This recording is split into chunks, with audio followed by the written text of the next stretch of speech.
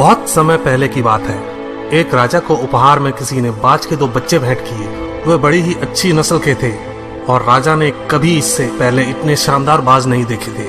राजा ने उनकी देखभाल के लिए एक अनुभवी आदमी को नियुक्त कर दिया। जब कुछ महीने बीत गए तो राजा ने बाजों को देखने का मन बनाया और उस जगह पहुंच गए जहां उन्हें पाला जा रहा था। राजा ने देखा कि दोनों बाज काफी बड़े हो चुके थे और अब पहले से भी शानदार लग रहे थे।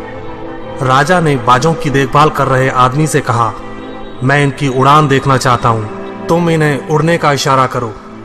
आदमी ने ऐसा ही किया।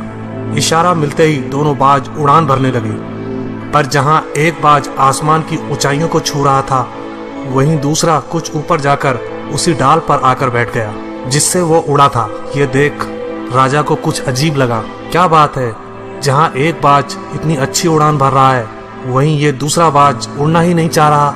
राजा ने सवाल किया, जी हुजूर, इस बाज के साथ शुरू से यही समस्या है, वो इस डाल को छोड़ता ही नहीं।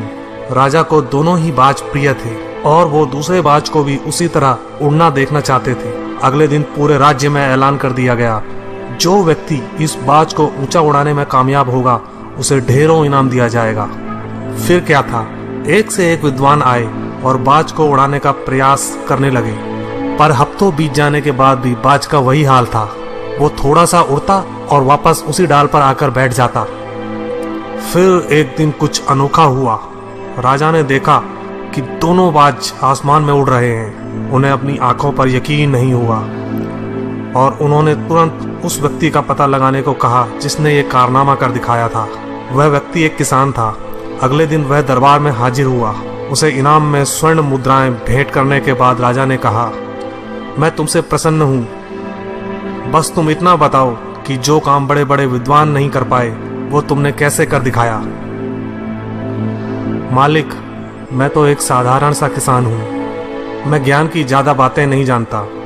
मैंने तो बस वो डाल काट दी जिस पर बैठने का बाज आदी हो चुका था, और जब वो डाल ही नहीं रही तो वो भी अपने साथी के साथ ऊपर उड़ने लगा।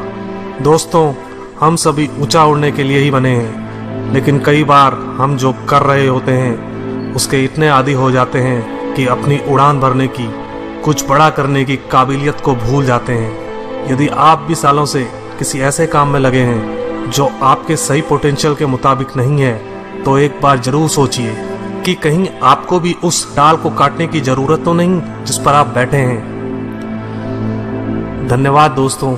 अगर यह कहानी पसंद आई तो प्लीज़ सब्सक्राइब करें, लाइक करें, शेयर करें और कमेंट करें। Thank you once again.